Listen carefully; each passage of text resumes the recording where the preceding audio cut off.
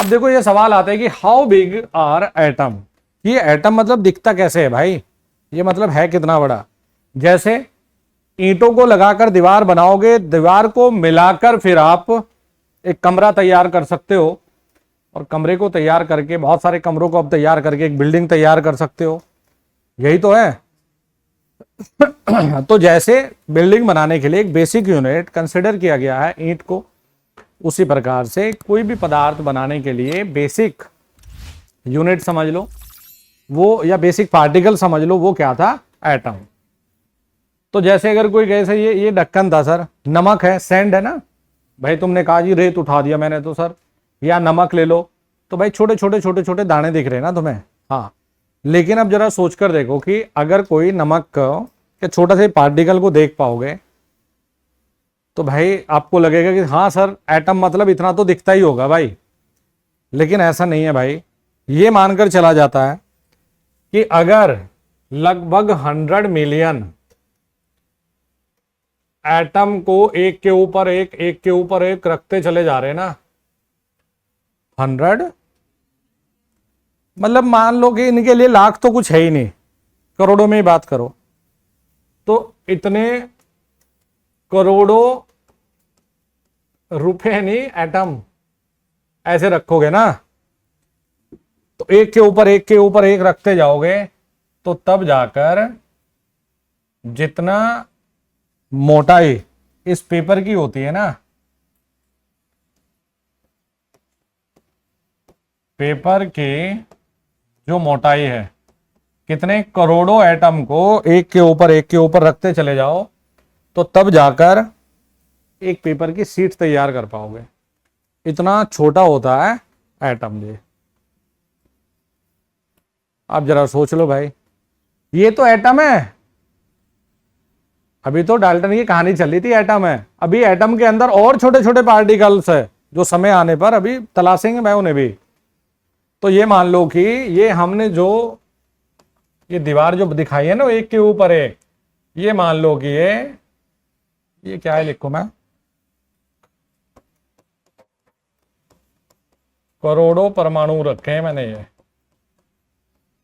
एक के ऊपर एक के ऊपर एक के ऊपर, तब जाकर एक पेपर की मोटाई जितना एक कागज तैयार हो पाएगा। अब इतना छोटा होता है। तो रियल में अगर देखा जाता है तो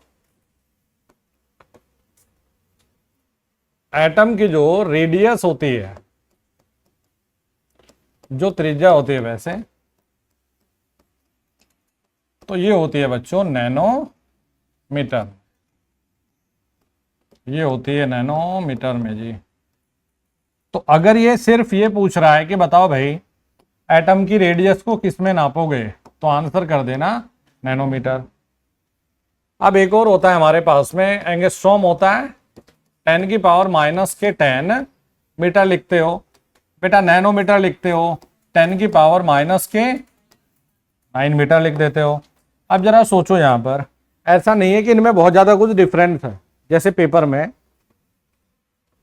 एक बार ये नैनोमीटर नहीं था, अगर नैनोमीटर ऑप्शन में है तो हमेशा टिक करना है यार नैनोमीटर पर। और ये स्टैंडर्ड है, किताब में लिखा है कि जो एटम की रेडियस को नापा जाएगा किस में नापा जाएगा। अब नैनोमीटर ऑप्शन में नहीं है तो जरा सोचो यार, 2 नैनोमीटर है, 2 नैनोमीटर को क्या हम 20 जैसे ये था 2 गुणा 10 की घात -9 लिखोगे, तो भाई मैं ऐसा भी तो लिख सकता हूं, फिर नहीं लिख सकता, तो मैं 20 नैनोमीटर की जगह ये लिख देता हूं, क्या बड़ी चीज हो गई। तो इसीलिए अगर नैनोमीटर ऑप्शन में नहीं देगा तो फिर अपना 10 की पावर -10 एंगस्ट्रॉम देगा, तो इस पर टिक करना है। अब जैसे हमारे लिए बहुत बेसिक जो एलिमेंट है, या कहें कि एटम कंसिडर है, वो क्या है, हाइड्रोजन। तो भाई हाइड्रोजन एटम के लिए जो रेडियस है वो है 10 की पावर माइनस के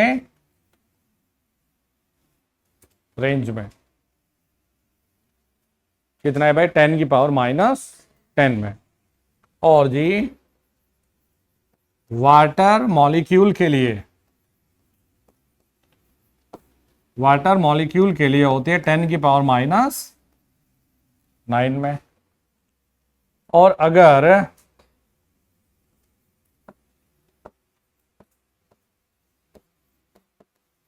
भाई जो हमारे खून में हीमोग्लोबिन है 10⁻⁻8 मीटर में जी, ये 3 याद जरूर कर लेना, हाइड्रोजन एटम के लिए, वाटर मॉलिक्यूल के लिए और हीमोग्लोबिन के लिए है।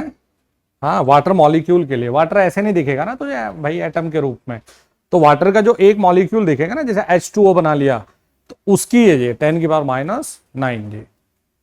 तो ये भी हीमोग्लोबिन भी जो दिखेगा ना वो भी मॉलिक्यूल में दिखेगा तुम्हें। तो नॉर्मली पूछ देता है कि हीमोग्लोबिन के लिए रेडियस क्या है, तो 10⁻⁸, वाटर मॉलिक्यूल के लिए 10⁻⁹, और हाइड्रोजन एटम होता है तो 10⁻⁻ में जी, ये इंपॉर्टेंट।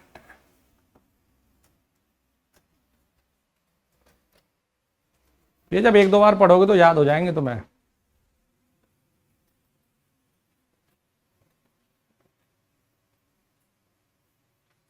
बेटा नीलेश जी, पता नहीं आप ठीक ठाक है कि नहीं है।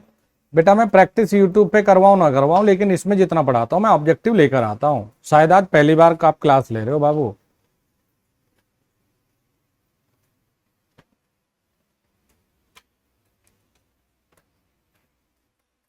बेटा हाइड्रोजन, वाटर मॉलिक्यूल, हीमोग्लोबिन, इनको रखेंगे याद। और एक ऑब्जेक्टिव ये बहुत शानदार है कि एटम की रेडियस को नॉर्मली तो नैनोमीटर में जी। वैसे जो सैंड पार्टिकल्स होता है ना उसके 10⁻⁻4 लिखते हैं, लेकिन वो लिखने की जरूरत नहीं है। अब 10⁻⁻10 समझ रहे हो, 0.0000000, ये है वो। कितनी जीरो भाई? 10 जीरो है, मतलब दशमलव लगा के उसके बाद चलो फिर 0.00, ये सिक्वेंस है इसमें। 10⁻⁻10, अब इतना छोटा है भाई एटम ये। अब देखो यार, ये सबसे पहले साइंटिस्ट डाल्टन जी रहे जिन्होंने इन एटम के स्पेसिफिक कुछ सिंबल दिए। फिर बाद में इनमें सुधार करने को ब्रिजलेस ने बोला कि यार हटाओ इनको, कुछ और सुधार करते हैं इसमें। फिर हम लोग चले गए कि पहले हम लोग ऐसे देखते थे जिसकी खोज जहां पर हुई है ना वही नाम दे दिया। जैसे साइप्रस में तो कॉपर दे दिया। जैसे अच्छा गोल्ड है तो इंग्लिश भाषा में गोल्ड का मतलब ना पीला होता है, ठीक है, तो इंग्लिश भाषा में येलो, तो नाम दे दिया अपना उसके कलर के आधार पर गोल्ड है। लैटिन भाषा में हम लोग ये भी देखते हैं, लैटिन और कुछ जगह पर, कि जैसे सोडियम का आज भी आप, या पोटेशियम का, या आयरन का, तुम नहीं लिखते आयरन, तो आयरन का तो आई होना चाहिए, Fe, फेरस, तो उसकी फुल फॉर्म होती है लैटिन में फेरम। तो ये कुछ चीजें हैं किसके नाम से संबंधित भाई।